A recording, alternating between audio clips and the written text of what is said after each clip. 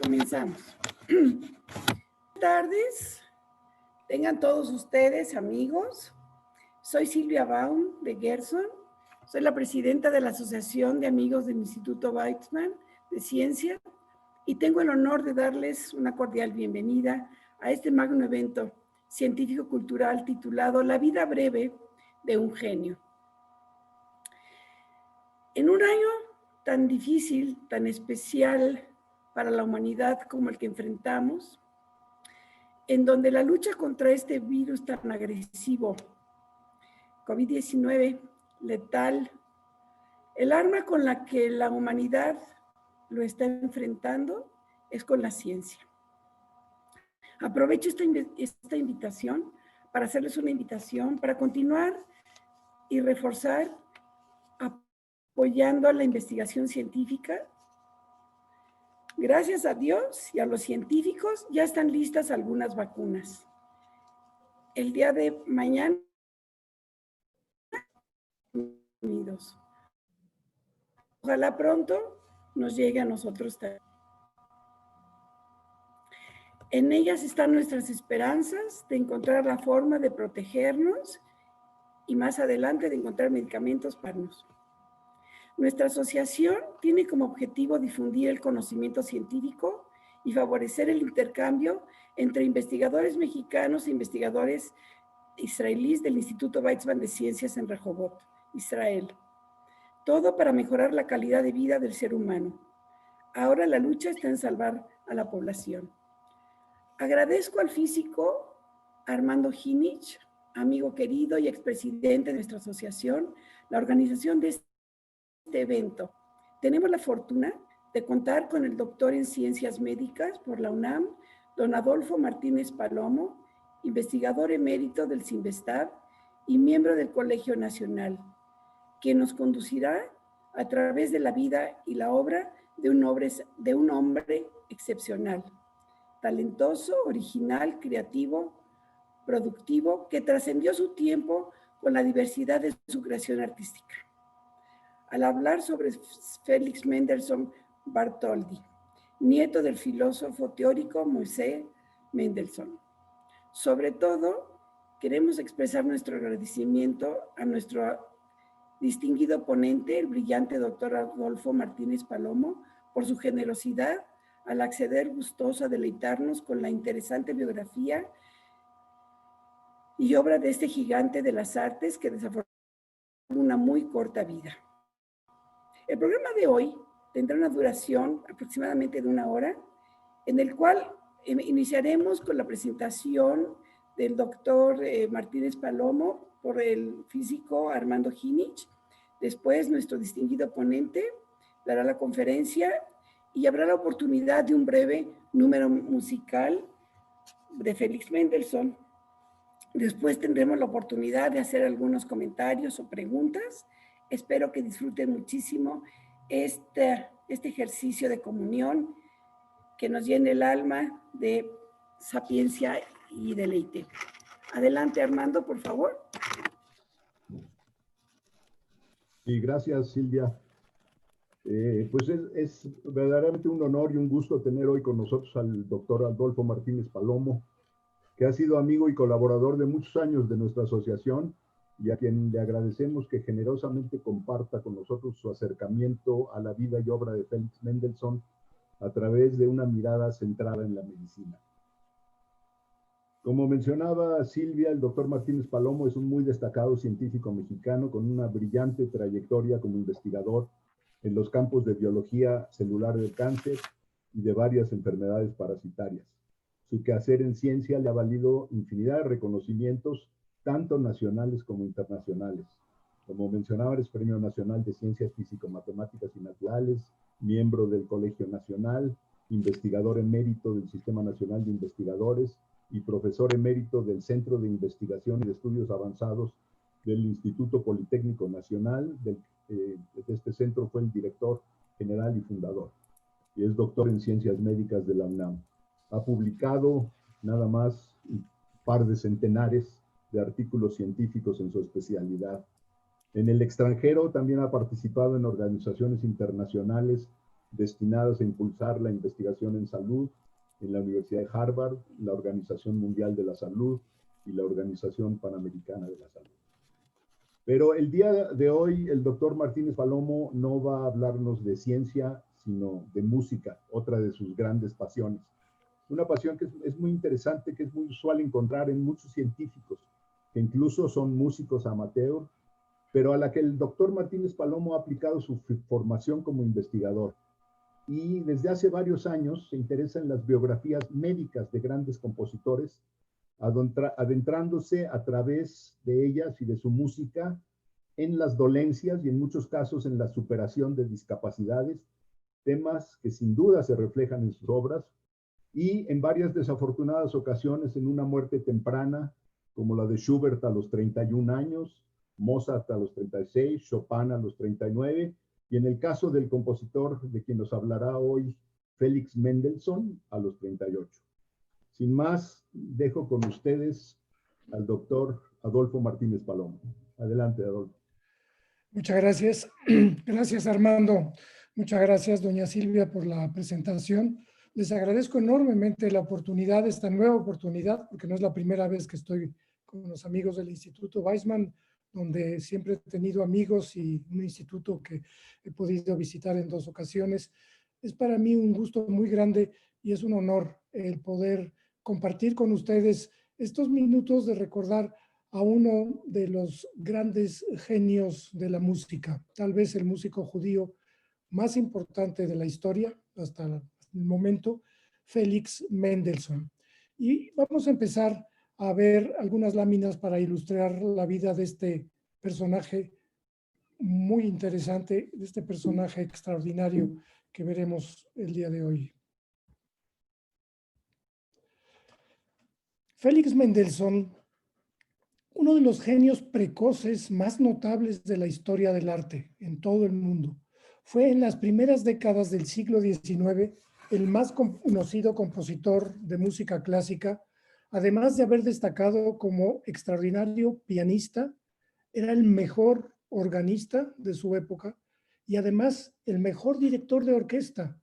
Tanto es así que él sentó las bases de la dirección de orquesta como una especialidad y tuvo la ocurrencia de algo que parece que no tiene mayor importancia, pero sí la ha tenido. Fue el que introdujo la batuta. Este palito que usan los directores no se utilizaba y fue idea de Mendelssohn para llevar el ritmo y coordinar a las orquestas. Pero además se destacó como escritor prolífico, fue un gran escritor, y si esto fuera poco, era notable como gimnasta, como caballista, como nadador y como ajedrecista. Era un hombre tan culto que leía en inglés a clásicos como Walter Scott, leía El Quijote en español, en italiano la Divina Comedia y dominaba el griego, leía a los clásicos en griego. Y por si esto fuera poco, sobresalía como dibujante. No les puedo explicar, no les puedo demostrar todas las características extraordinarias de este hombre notable, pero sí les puedo enseñar algunos de sus dibujos. Y aquí lo vemos, esto es como a los 35 años. Este es un dibujo que hizo, un dibujo famoso. Él lo hacía simplemente como diversión, porque tenía muchas otras preocupaciones. Lo del dibujo era simplemente para divertirse. Creo que estarán de acuerdo que cualquiera de los dibujos de las ilustraciones que les menciono, nos gustaría muchísimo tenerla en casa. De hecho, se venden a muy buen precio. Este es un aspecto de Lucerna. Estuvo un buen tiempo en Suiza y por eso varias de sus ilustraciones son de Suiza. También en blanco y negro, esta ilustración de Interlaken, y esta que es la favorita mía, que es una vista general de Florencia. Recuerde que no estamos hablando de un pintor o de un dibujante, estamos hablando de un famoso compositor. Y esto es algo de lo mucho en lo que él se distinguió desde muy joven. Él nació en Hamburgo el 3 de febrero de 1809 en el seno de una familia judía. Su abuelo, Moses Mendelssohn, como ustedes saben, fue uno de los filósofos alemanes más importantes de la época de la Ilustración y fue y sigue siendo famoso por sus ensayos sobre el judaísmo a favor de la tolerancia religiosa y en aquel entonces por la asimilación de los judíos a la cultura alemana. Con todo, era un hombre de origen muy humilde, era un hombre de estatura muy baja, era jorobado y además era tartamudo. Pero a pesar de todas estas discapacidades o estos problemas, el abuelo Moses se convirtió tal vez en la figura fundamental en el ambiente intelectual del Berlín de su época. Aquí está la lápida donde reposa Moses. Y este es uno de los muchos libros que se pueden conseguir ahora. Este libro a mí me llamó la atención porque buscando en internet vi cuánta gente lo ha mencionado en publicaciones. Solo este libro, hecho por Moses Mendelssohn desde hace muchísimo tiempo, ha tenido más de 500 publicaciones que lo citan, ya sean artículos o libros. Ha tenido una importancia fundamental en el estudio de la ilustración en tiempos la mencionaba, alrededor de principios o fines del siglo XVIII. Aquí en Berlín vemos una de los pocos sitios antiguos que quedan en Berlín, uno de los puentes de Berlín, y fue en Berlín donde su hijo Abraham Mendelssohn, que vemos aquí, padre de nuestro personaje, fue un banquero próspero, culto y sensible que imbuyó en sus 4 hijos principios éticos de justicia, diligencia y trabajo. La madre que la vemos, la madre Lea Solomon, a su vez provenía de una familia de conocidos banqueros y era una notable intérprete del arpa. Era una mujer de una extraordinaria sensibilidad y una educación muy refinada. Y ella fue la que estimuló los talentos musicales de 2 de sus hijos. No solamente la de Félix, nuestro compositor, sino también la de Fanny, la hermana mayor. Vamos a ver a la familia. Y una ventaja que tenían los Mendelssohn es que la hija Fanny se casó con un dibujante y todos los dibujos que vemos ahora fueron hechos por Hensel, por Wilhelm Hensel. Y aquí vamos a ver primero a Fanny Mendelssohn, que además era extraordinariamente agraciada físicamente y tenía las mismas cualidades de pianista y de compositora que las tenía su hermano. ¿Qué pasó con ella? Lo veremos dentro de un momento. Y esta era la hermana mayor, Rebeca, que al casarse era Rebeca Mendelssohn. Y aquí vemos a nuestro personaje, a Félix Mendelssohn, a los 13 años. Y aquí vemos al hermano, ya presentamos a los 4 hermanos Mendelssohn. Y finalmente el dibujante. Este es el hombre que se casó con Fanny y que hizo todas estas estupendas ilustraciones, gracias a lo cual tenemos una imagen muy clara del aspecto de toda la familia Mendelssohn. Los 2 hermanos, tanto Félix como Fanny, desde muy pequeños mostraron dotes sobresalientes como pianistas y compositores de música. Recibieron las primeras lecciones de piano de su madre y al tiempo que avanzaban en sus conocimientos de violín, composición musical, dibujo, historia, geografía, aritmética y griego. Todo esto en la casa, porque no iban a la escuela, todo lo hacían en la casa. Más adelante, los niños Mendelssohn continuaron la formación musical con los mejores maestros de la época.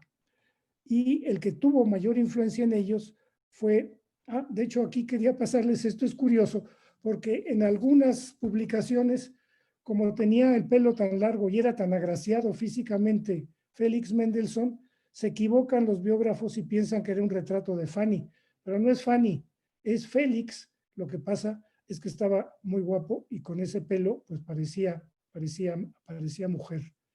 Y ven ustedes aquí abajo todavía se alcanza a leer algo así como retrato de Fanny. Es un error que algunas veces los biógrafos cometieron. Este es el hombre que enseñó la composición y el piano tanto a Fanny como a Félix Mendelssohn. Y era muy curioso, era una rara combinación. Era pianista, era compositor, era el confidente musical del filósofo, el escritor Goethe, y además de todo, muy raro, era albañil. Yo nunca había visto una combinación de una gente que tuviera estas cualidades que tenía este hombre, Carl Friedrich Zelter, alemán. Félix asistió durante 7 años con buen desempeño a una escuela primaria hasta que el padre decidió ponerlo bajo la tutela de un profesor de historia, por lo que el alumno mostró tanto apego que la madre tuvo que intervenir para cambiar a ese maestro por un filólogo. Pronto, Mendelssohn mostró cualidades no solo como pianista, sino como violinista, e inició sus primeros esbozos como compositor con tan buenos resultados que a los 9 años ya interpretaba en público obras suyas, llamando con la atención además por su fenomenal memoria musical. Aquí vemos a Félix en uno de sus muchos dibujos de niño, cuando ya daba conciertos con sus propias obras. A pesar de la formación en el ambiente restringido de su hogar, o sea, no tenía toda la enseñanza, la recibía solamente en su casa, en su hogar. Al llegar a los 11 años, inició una etapa que llaman los biógrafos de precocidad explosiva. Imagínense, a esta edad hizo más de 100 obras en 4 años. No solamente extraordinario por el número de obras, sino por la variedad de estilos. Hizo composiciones para piano, música de cámara, sinfonías, conciertos, lieder, coros sacros y hasta óperas. Si bien muchas de estas obras se han perdido en el olvido, en años recientes parte de esta vasta producción musical empieza a ser conocida y empieza a valorarse, a revalorarse. Curiosamente, Mendelssohn creció en un ambiente a la vez judío y alemán. La familia estaba bajo la influencia patriarcal de la tradición judía, pero participaba del fervor patriótico alemán frente a las guerras contra Napoleón, situación que favorecía la asimilación de los judíos en la sociedad alemana. Abraham el padre, para los hijos una educación esmerada y para sorpresa de muchos, los bautizó al protestantismo. Abraham dijo: es el credo de las personas más civilizadas. No contiene nada que te separe de lo bueno y sí mucho de lo que te guía hacia el amor, a la obediencia, la tolerancia y la resignación. Abraham el padre, para distinguir a su familia de otros Mendelssohn y a instancias de su cuñado, adoptó el apellido cristiano Bartholdy. O sea, ellos no se llamaban Mendelssohn. Esto fue algo que se le ocurrió a Abraham el padre, ponerles a los niños Bartholdy. Y esto de Bartholdy raramente era el nombre de una granja, no era siquiera el nombre de una persona, sino de una granja cerca de donde ellos vivían. De hecho, Félix no recibió ninguna instrucción religiosa judía. En cambio, a los 7 años, cuando fue bautizado en la religión protestante en una ceremonia privada en la que le añadieron los nombres de Jacobo, de Jacob Ludwig y como digo, el apellido Bartholdy. Mendelssohn nunca aceptó de buena gana el apellido Bartholdy. Él, cada vez que podía, él decía: yo soy Mendelssohn, y no mencionaba su apellido, el apellido que le había puesto el padre. Y de hecho no fueron pocas las pleitos familiares por la adopción del cristianismo. Durante mucho tiempo la familia ocultó a la abuela materna la conversión de sus nietos al cristianismo. En vida, Mendelssohn tuvo que enfrentar manifestaciones de antisemitismo, empezando por su propio maestro Zelter, quien comentó con Goethe: sería muy extraño que un hijo de judío se convierta en un artista. Cuando se enteró Mendelssohn que su maestro había dicho eso, nunca lo perdonó. Si bien Richard Wagner nunca lo atacó con vida por su ascendencia judía, este hombre, Wagner, hizo un artículo sobre el judaísmo en la música, y el principal foco de su antisemitismo en este abominable ensayo, El judaísmo en la música, lo hizo justamente mencionando a Mendelssohn. Y al parecer tenía una fijación con Mendelssohn. Había mucho que copió de Mendelssohn y aprendió mucho de Mendelssohn, pero él trató de defenderse atacándolo con tintes antisemitas. A los 12 años, ahora lo que quiero comentarles es que el judaísmo de Mendelssohn ha sido objeto de muchos estudios a lo largo de muchos años. Y ha habido este hombre, Leon Bolstein, que es el editor de Musical Quarterly, es la revista que publica la Oxford, la revista más importante de música, de cultura musical. Y este hombre se ha dedicado durante muchos años a analizar los aspectos judíos de Mendelssohn. Y aquí le resumo algunos de ellos. A lo largo de su vida, Mendelssohn mostró orgullo y fidelidad por el judaísmo y mantuvo una importante identificación con los judíos. Más adelante dice en otro artículo, Mendelssohn supo a lo largo de su vida que era judío, aceptó este hecho y le rindió un homenaje conmovedor en su música, en su vida personal y en sus ideas. Y más recientemente vuelve otra vez a analizar, y lo analiza desde el punto de vista histórico, cultural, sociológico y musical, Leon Bolstein, y concluye, Mendelssohn se enorgulleció de su pasado, de su herencia, de su familia y de su propia adopción de una promesa de modernidad. Sigamos con la vida de nuestro compositor. A los 12 años escribió una especie de opereta representada con la orquesta de la Capilla Real en un teatro adoptado en su casa. Imagínense los estímulos que tenía maestros particulares y encima de todo una orquesta a disposición del niño Félix. Aquí está una representación de la época donde está Félix Mendelssohn de 10 a 12 años dirigiendo una orquesta en su propia casa. 4 años más tarde compuso 2 obras que lo hicieron famoso casi de la noche a la mañana. El octeto para cuerdas y la maravillosa obertura Un sueño de una noche de verano, que vamos a escuchar un fragmento al término de la plática. Bajo el estímulo de su maestro Seltzer, la fama internacional de Mendelssohn se consolidó al dirigir a los 20 años, imagínense, a los 20 años, fue el músico europeo que redescubrió a Bach y él dirigió La Pasión según San Mateo, la estudió, la analizó, hizo todos los ensayos y fue lo que hizo que Bach fuera de nuevo conocido por los melómanos europeos que lo habían olvidado completamente. Como comentaba hace un momento, si solo hubiera hecho esto, Mendelssohn hubiera pasado la historia como el redescubridor de Bach. Pero esto fue una de las muchas genialidades que tuvo nuestro compositor. Por esos días, ¿pero qué pasaba con Fanny? Fanny, vuelvo a insistir, tenía los mismos, era genio como su hermano. Aquí la vemos en otra, es también de el mismo dibujante, vemos 2 dibujos de ella, pero su padre, Abraham, le escribió y le dijo, tal vez la música llegue a ser la profesión de tu hermano, mientras que para ti la composición puede y debe ser solamente un adorno, nunca la raíz de tu ser y de tu actuar. Ya te has demostrado ser buena y sensible en estos asuntos. Permanece fiel a estos sentimientos y a esa línea de conducta. Son femeninos y solo lo que es verdaderamente femenino es un ornato para su sexo, para tu sexo.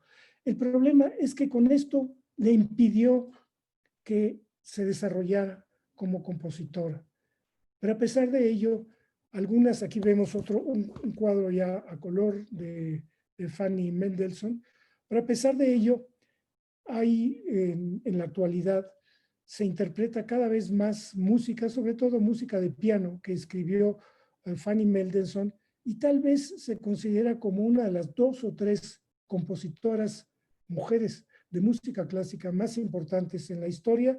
La otra será, por supuesto, Clara Schumann, la esposa de Schumann, pero básicamente son ellas 2 las más importantes y que ahora se están constantemente interpretando en las salas de concierto cuando esto se podía.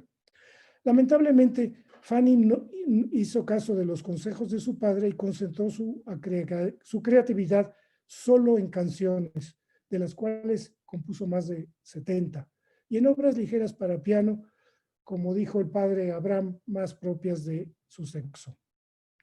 Si bien la disposición de Félix para la música llevó a Schumann a considerarlo el Mozart del siglo XIX, en realidad, si los comparamos brevemente, las diferencias eran notables. Mozart provenía de una familia modesta en relación a la notable afluencia económica y social de los Mendelssohn. En el primer caso, Mozart, la motivación de la familia y la de él era la mejor económica de la familia, mientras que para Félix la enseñanza musical era solo parte de su educación general. Mientras que Mozart fue expuesto desde muy pequeño a influencias musicales variadas gracias a numerosos viajes, ya que Mozart viajó más de un tercio de su vida, se la pasó viajando por Europa. Mendelssohn, en cambio, creció en la atmósfera conservadora de Berlín, basando su formación en compositores ya fallecidos como Bach, como Haydn y como el propio Mozart. Los padres de Félix consideraron conveniente continuar su formación y lo enviaron a Londres, en donde recibió la atención del público al escucharlo interpretar obras que había escrito antes de los 15 años. Allí, Mendelssohn se volvió extremadamente popular, sobre todo con la reina Victoria, aquí lo vemos, y con el rey Albert, ahí vemos a los dos. El que está muy serio escuchando a Albert interpretar al piano es justamente nuestro compositor Mendelssohn. Pero ya empezaba a tener algunos problemas de salud. Estando en ese país, un grave accidente al volcar la calesa que conducía Félix le produjo serias lesiones en una pierna, una mano y en las rodillas, por lo que se vio obligado a permanecer en cama durante 2 meses con tratamientos a base de dietas, purgantes y, por supuesto, lo que se acostumbraba en aquella época, sangrías, costumbre médica de entonces. En una carta dirigida a su hermana, Mendelssohn mencionó cómo imaginaba que las ideas se le escapaban de su cabeza a medida que lo sangraban en estas sangrías, dejándolo cansado y débil. Las lesiones del accidente poco a poco fueron mejorando, pero empezó a tener dolores de cabeza cada vez más molestos. A su regreso de Londres, pues ya mayor, ya adulto, enfermó de sarampión y, como saben, el sarampión es una enfermedad de los niños. Bueno, por fortuna ya prácticamente no hay, aunque gracias a nuestro sistema de salud ya empieza a volver otra vez el sarampión. Pero cuando es en adultos puede ser muy serio.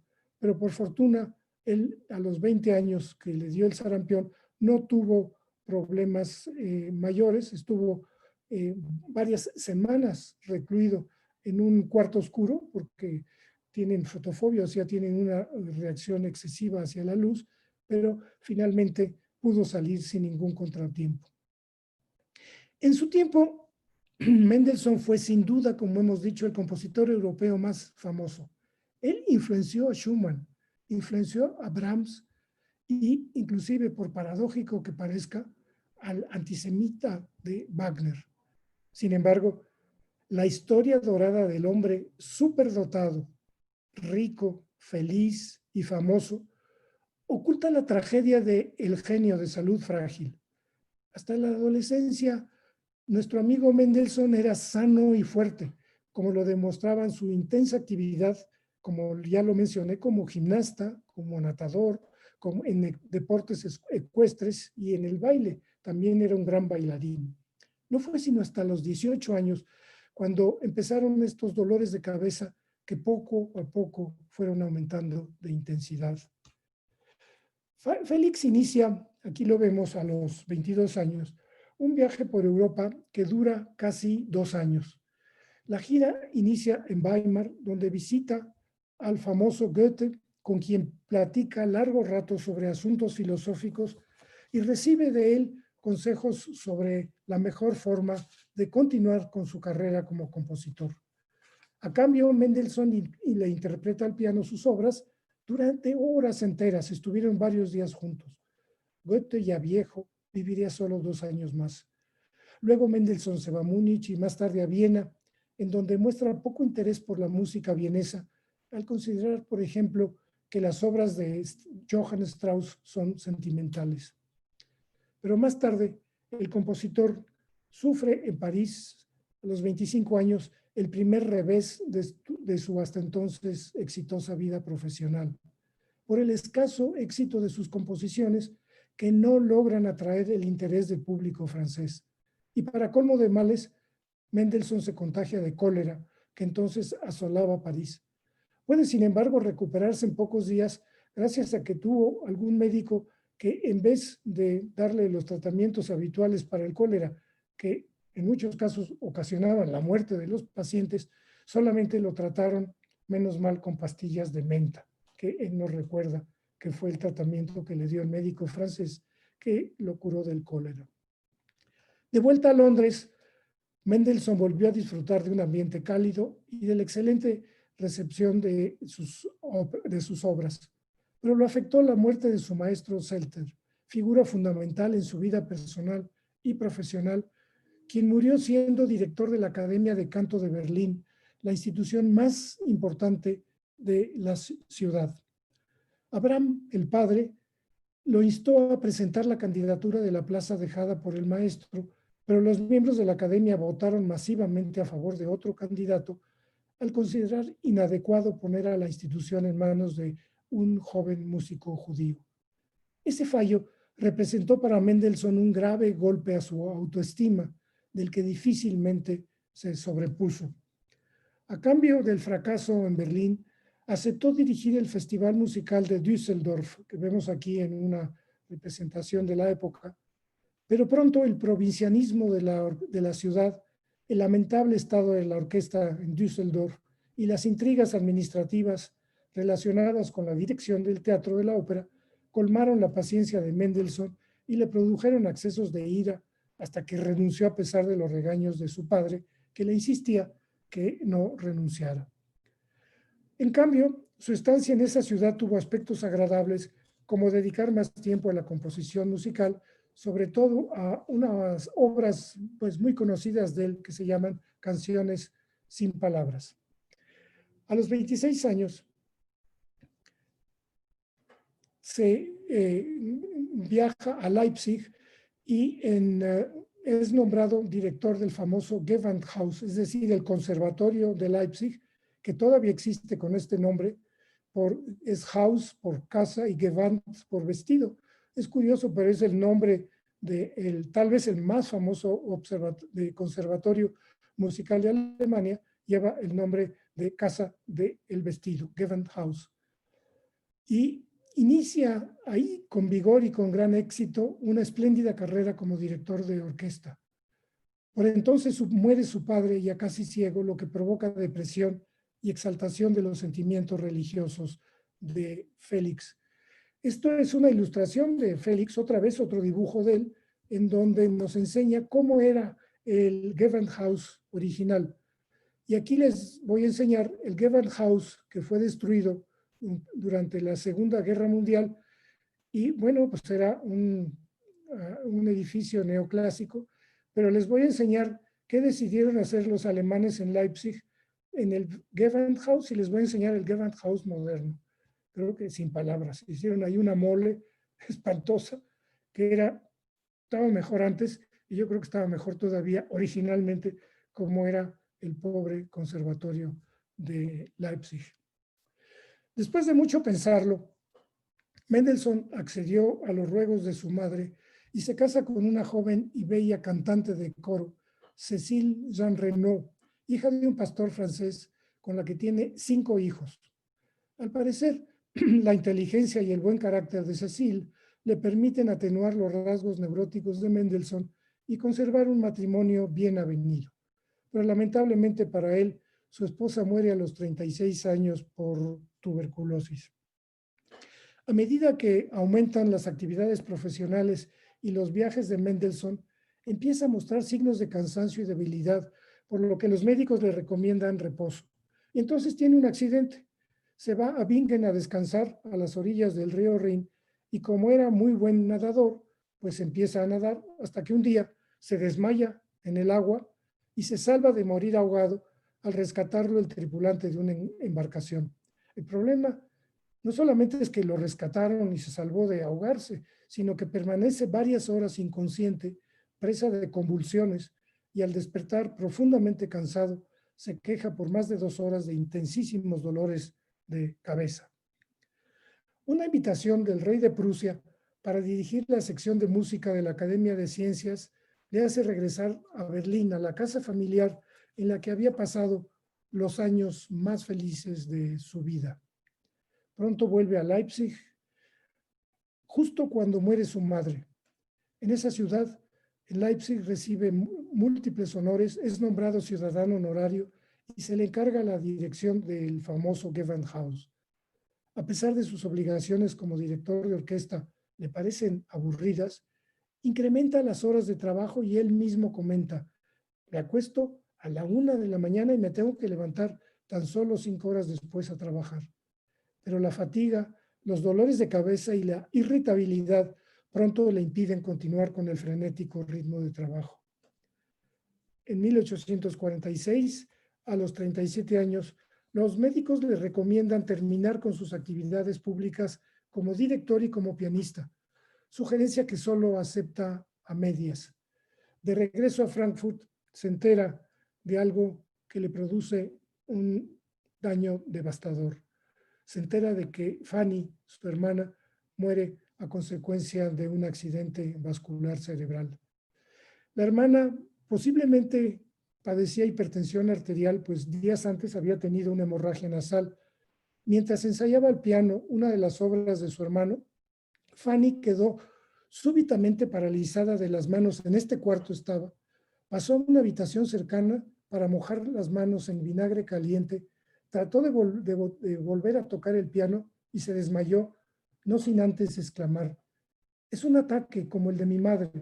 La madre había muerto así, el abuelo Moses había vuelto así, el padre había muerto así.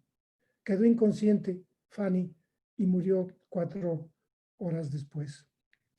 Justo el día anterior, Fanny había compuesto una de las obras más jubilosas que había hecho en su vida y había dicho al terminarla: no me merezco ser tan feliz. Le duró poco la felicidad porque al día siguiente falleció. Al escuchar la noticia del fallecimiento de su hermana, Félix cae al piso y llora por largo tiempo. Al incorporarse, según los que lo vieron, sus facciones son ya las de un hombre envejecido prematuramente. La ausencia de Fanny, su confidente, su juez certera de sus creaciones musicales, lo hacen dejar de trabajar. Lentamente se va sobreponiendo y empieza a escribir música, ahora frenéticamente. Con frecuencia interrumpe el trabajo, sale y corre hacia las montañas y regresa exhausto con insolación para volver a sentarse al piano. El deterioro de la salud de Mendelssohn aumenta. Un día se queja por primera vez de un raro malestar. Se le enfrían las manos y los pies, tiene pulso irregular y delirios. 12 días después experimenta un segundo acceso y una semana más tarde un tercero, del que ya no se recupera. El 1 de noviembre cae inconsciente por un infarto cerebral, por lo que queda parcialmente paralizado, víctima de atroces dolores de cabeza. Después de varios días de angustiosa agonía, muere el 4 de noviembre a las 9:24 de la noche. Aquí vemos la máscara mortuoria de Félix Mendelssohn. La causa de la muerte, y esta es la casa en donde falleció, la causa de la muerte fue posiblemente una hemorragia subaracnoidea por ruptura de un aneurismo cerebral que sangró en varias ocasiones antes de romperse y producir la hemorragia fatal. Esta enfermedad terminal de Mendelssohn ha sido objeto de análisis recientes por médicos neurólogos, quienes tienden a coincidir en la hipótesis mencionada de ruptura de un aneurismo cerebral, tal vez, o casi seguramente, la misma causa del fallecimiento de su hermana Fanny, así como de Rebeca. La otra hermana también murió igual, y posiblemente de sus padres, como dije, y del abuelo Moses. Una nueva hipótesis aparecida en 2019, hace muy poco tiempo, unos meses tampoco, tan solamente, sugiere la posibilidad de un padecimiento hereditario, el síndrome de Ehlers-Danlos tipo 4, que es un síndrome raro hereditario que produce aneurismas arteriales y se caracteriza por aspecto facial semejante a lo de la acromegalia, no exactamente igual, con una nariz muy delgada y labios muy delgados, y según los médicos especialistas que comparan los retratos de Mendelssohn con pacientes que han tenido y que han muerto, todos los 4 que estamos viendo murieron a consecuencia de aneurismas cerebrales, piensan que posiblemente esto es lo que afectó no solamente a Félix, sino a sus 2 hermanas, a sus padres y a su abuelo. En el entierro de Félix, uno de los portadores del féretro fue su gran admirador, Robert Schumann. Su cuerpo, trasladado a Berlín en un tren especial, es enterrado en el cementerio de la Trinidad junto a las tumbas de sus padres y de su hermana Fanny. Lo vemos en un momento. Pero quiero terminar comentando qué es lo que ocurrió antes de la Segunda Guerra Mundial. En 1892 se colocó en Leipzig un monumento a Mendelssohn justo frente al Gewandhaus, que es el que ven ustedes en blanco y negro.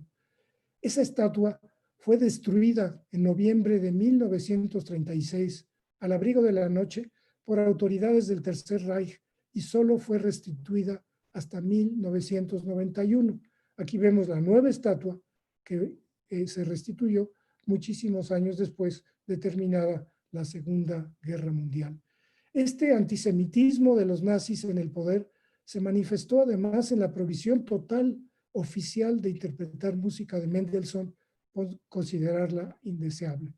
Durante todo el tiempo que estuvieron los nazis en el poder, estuvo estrictamente prohibido interpretar cualquier obra de Mendelssohn. Esto, más todas las diatribas de Wagner en contra de Mendelssohn, perjudicaron mucho la tradición, el recuerdo de Mendelssohn, y solo en años recientes se está volviendo a considerar a Mendelssohn como uno de los grandes de la música clásica, de la misma estatura que Beethoven, de la misma estatura que Mozart.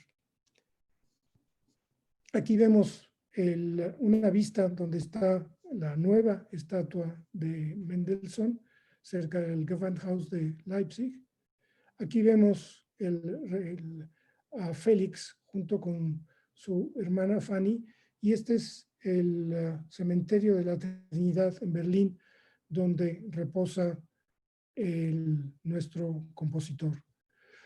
Para terminar, yo quisiera concluir recordando al genio de Félix Mendelssohn en sus composiciones maravillosas en múltiples formas musicales, en sus sinfonías, en sus conciertos. El concierto de violín es tal vez el concierto de violín más apreciado por el público en general. La música para piano, la música de cámara, las oberturas, las canciones, los lieds, los oratorios. Su obra desborda energía, ebullición, drama, invención, sensibilidad, estilo y personalidad.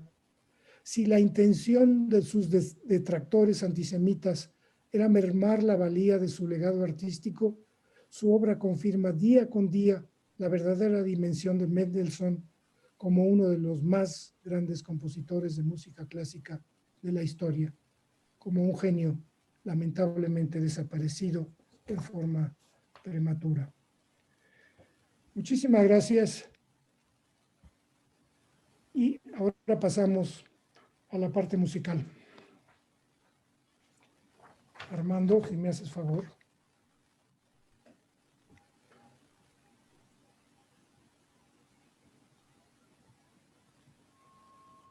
Gentlemen, please help me to welcome Mr. Bobby McFerrin.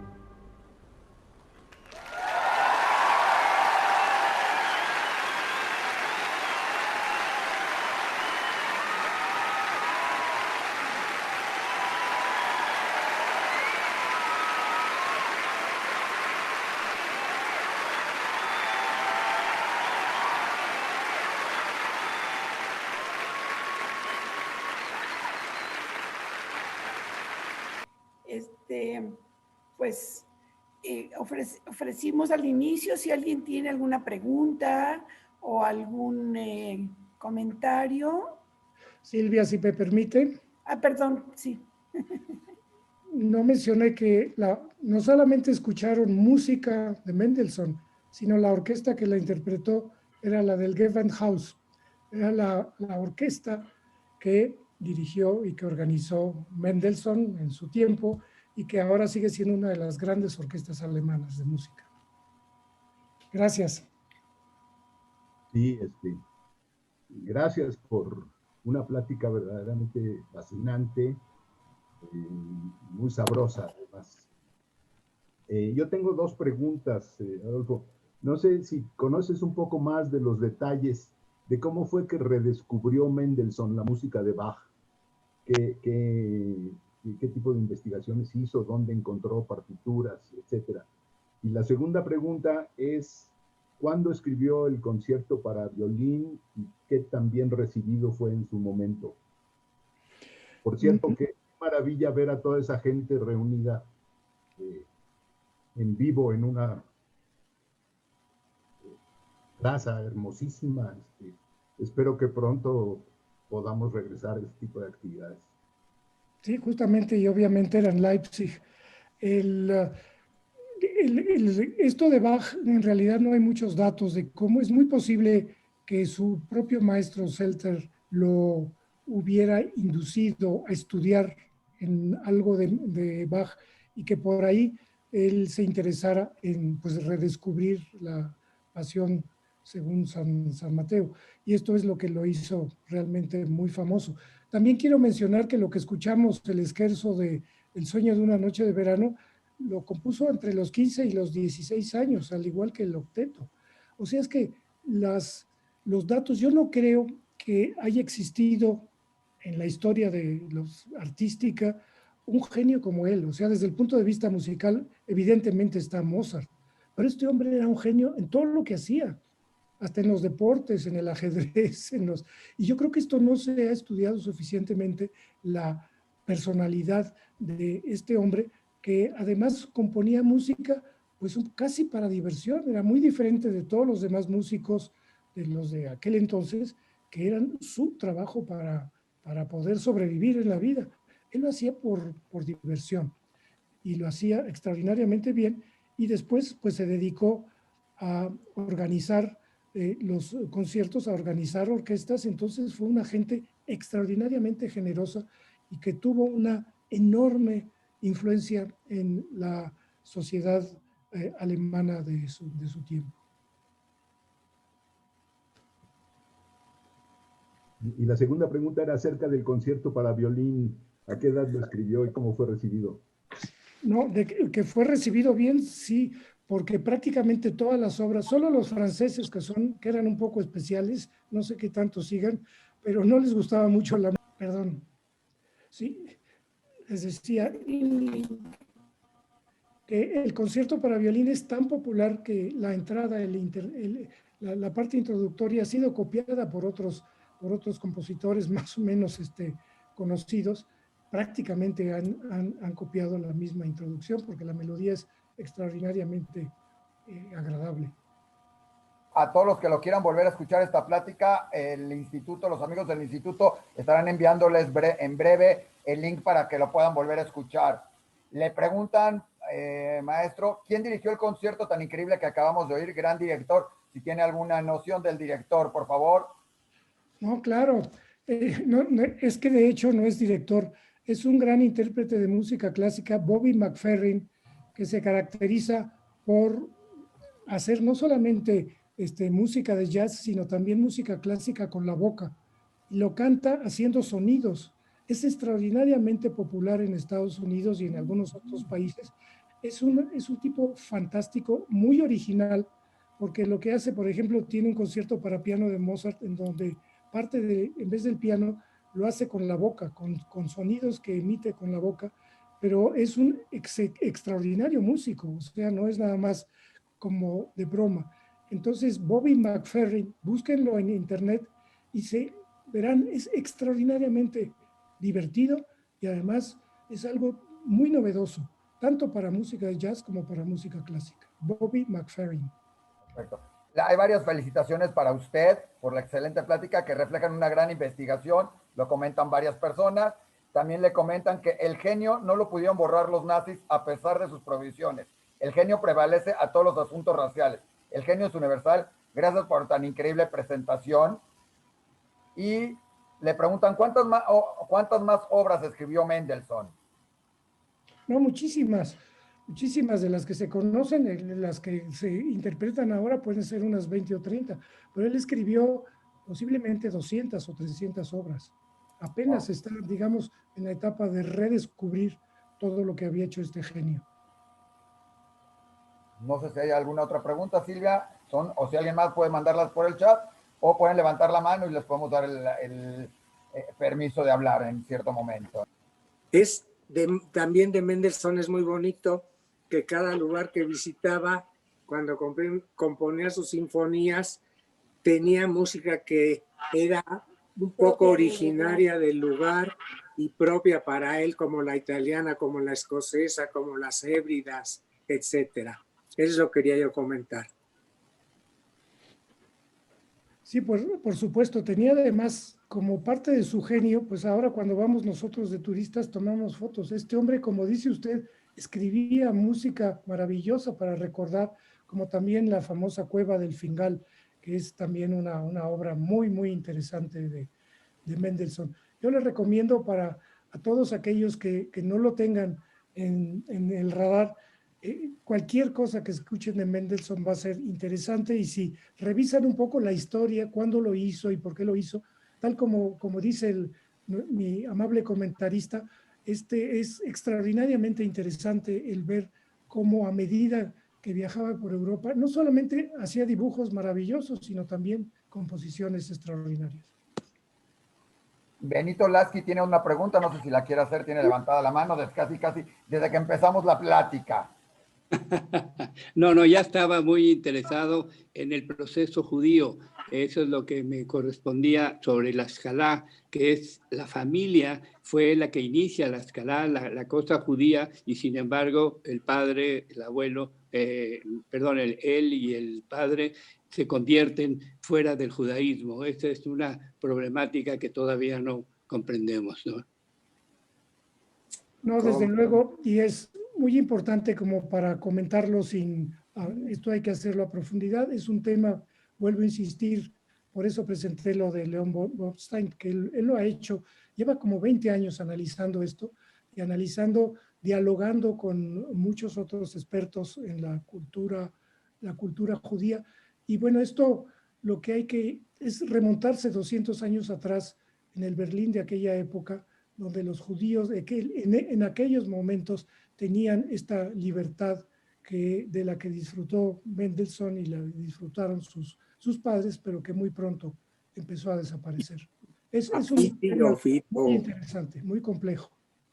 Le recomiendo a Benito que lea un libro que se llama A Pity of It All, de Alon, que es un libro que describe desde la llegada de Félix Mendelssohn a Berlín hasta la llegada del nazismo, y describe todos los problemas judíos. Gracias.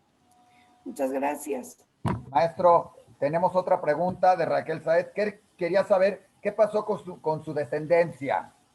Digo, la del maestro Mendelssohn. Tuvo que huir a Inglaterra con el nazismo. Y ellos se perdieron, ninguno de ellos, hasta donde yo sé, destacó en ninguno de lo que mucho destacaba su padre. Ellos, la madre, como mencioné, era protestante también, entonces perdieron toda la cultura judía. El señor Mauricio Schwartz tiene una pregunta también. Gracias, buenas noches. No sé, como me salí 10 minutos, no sé si hablaron del Stradivarius del maestro Mendelssohn que llegó a México con el profesor Carlos Prieto. ¿Hablaron de eso, no, verdad? No, en absoluto. Si nos lo cuenta. Conozco bien al maestro Carlos Prieto, y él tiene, y a veces lo lleva a tocar, un Stradivarius que viene del profesor Mendelssohn, y tiene una historia de cómo salió en la guerra y cómo lo escondieron y cómo lo pudieron sacar de Europa, y él lo tiene ahorita, y él dice que es su posesión más preciada, y de hecho escribió un libro de este violín sobre la historia del violín y cómo pasó toda la salida de Europa y cómo llegó a sus manos. Y hay un libro del maestro Carlos Prieto con el Stradivarius de Mendelssohn. Entonces es extraordinario que cuando él va y lo toca, habla mucho de cómo era de Mendelssohn y cómo lo tiene él. Si me perdonan, les puedo comentar algo que tal vez no sepan ustedes, porque yo tenía un amigo que me insistió, un médico muy destacado que algunos de ustedes conocieron, y me aseguró que era descendiente de Mendelssohn, el doctor Silvestre Frank. El padre de Julio Frank. Sí, y me insistió mucho, y él era muy orgulloso de su judaísmo. Siempre me decía: yo soy judío por los 4 costados y soy descendiente de Mendelssohn y de Freud, me decía. Ah, Entonces caray. yo le decía, ¿estás seguro? No, pero parece que él era un hombre, no sé, los que lo conocen, era un hombre extraordinariamente culto, y al igual que la esposa y por supuesto que el hijo y que los hijos, porque todos son, ahí salieron medio genios también como los Mendelssohn, todos los Frank. Mariana. Nos piden, por favor, si tienen los dos nombres, si nos pueden mandar, aunque sea por escrito, o si después lo pueden mandar del libro que presentó usted, así como el libro del maestro Carlos Prieto. Y si me permite a mí, Silvia, nada más comentar de lo que dijeron del Stradivarius. Hay una institución en la comunidad que ha buscado rescatar todos los instrumentos del Holocausto, y entre ellos tiene varias pláticas con el maestro Prieto hablando de este Stradivarius y de varias otras cosas más, ¿no? Y le preguntan también, no sabe si sus hijos o nietos tuvieron la misma enfermedad de la cual se cree que murió. No, yo creo que es buena pregunta y había que buscarla, pero no he encontrado en los diferentes artículos médicos, no se sepa. De hecho, hay una entrevista de la BBC de una nieta, pues, de 5 o 6 generaciones, y ella está totalmente normal y lo comenta, dice, no sé si ya se hizo su resonancia, a ver si tenía algún problema arterial o no, pero sí hay una, y se puede buscar en la BBC. Se llama nieta de Mendelssohn, aunque no era nieta, era Chosna o como se diga. Pero esto sigue vivo. Hay muchísimo interés en revivir y recordar la vida de este hombre. Ya nos comentan aquí, nos mandaron un mensaje un poco, Mauricio nos manda el mensaje, el maestro Carlos Prieto escribió el libro llamado Las aventuras de un violonchelo, habla de la historia de la laudería, de la historia particular de Piatti y de las aventuras que han vivido juntos su actual acompañante y él. Uno de los dueños de Piatti fue Francesco Mendelssohn, ¿sí?, quien vivió una aventura muy singular, el sobrino del famoso compositor Felix Mendelssohn. Vivía en Alemania durante la Segunda Guerra Mundial, él deseaba sacar a Piatti de ahí, pero los alemanes no permitían la salida de objetos antiguos. Mendelssohn ideó la forma de sacarlo, compró una bicicleta y un cello maltratado, el más feo y barato que encontró, lo envolvió en una lona y se dispuso a pasar la frontera rumbo a Suiza. Los policías, al ver un hombre con un violonchelo a la espalda, lo detuvieron, examinaron, repitió varias veces la seña, en las primeras ocasiones lo inspeccionaban, pero al ver que se trataba de un instrumento sin valor, se cansaron de revisar, hasta que un día ese instrumento sin valor fue sustituido por el de Piatti, y así salió de Alemania. Muy interesante. Pues, Benito, ¿tú quieres hacer otra pregunta o...? Porque te veo la mano levantada. No, ya ahorita ¿No? ya no. Bueno, muchas gracias. Pues, yo sí quiero agradecer profundamente al doctor Martínez Palomo por su amena, ingeniosa, y original conferencia. Estoy segura que todos nosotros que estuvimos aquí nos vamos enriquecidos por sus aportaciones, por las anécdotas, por las acuarelas tan bellas, ¿no?, que nos mostró, y también deseosos de revisar la obra musical de este genio alemán, ¿no? Creo que la palabra genial tiene una connotación muy importante. Sí fue, de acuerdo a lo que usted nos comentó y lo que habíamos leído también antes, un hombre excepcional. Y creo que el mensaje con el que nos vamos también es el de la tolerancia, ¿no? Parece ser que en casa de él sí eran muy tolerantes hacia las otras religiones, mas no así, él no encontró esta parte allá, y pues creo que es una actitud y una reflexión que debemos de llevarnos todos. Yo por lo pronto me gustó muchísimo el número musical, el scherzo me pareció muy bonito. Cada vez que yo vea, y creo que todos nosotros que escuchemos en un concierto y veamos la batuta, pues la asociación con Mendelssohn va a ser como inmediata, ¿no? Aunque no se esté tocando a Félix Mendelssohn. Entonces, Silvia, Silvia, si quieres sí. te puedo. Silvia, Sí, ¿te puedo decir? Sí, te oigo. Hay una cosa interesantísima. Hace poco se juntaron una cantidad de objetos musicales, violines, chelos, etcétera, y se hizo una gran presentación de música de todos los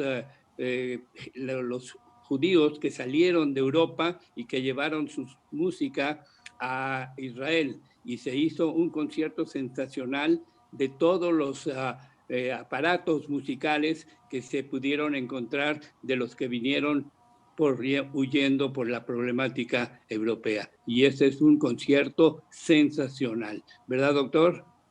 Y bueno, me suena muy interesante. Lamentablemente no lo conozco, pero lo voy a buscar. Me parece muy interesante y le agradezco la información.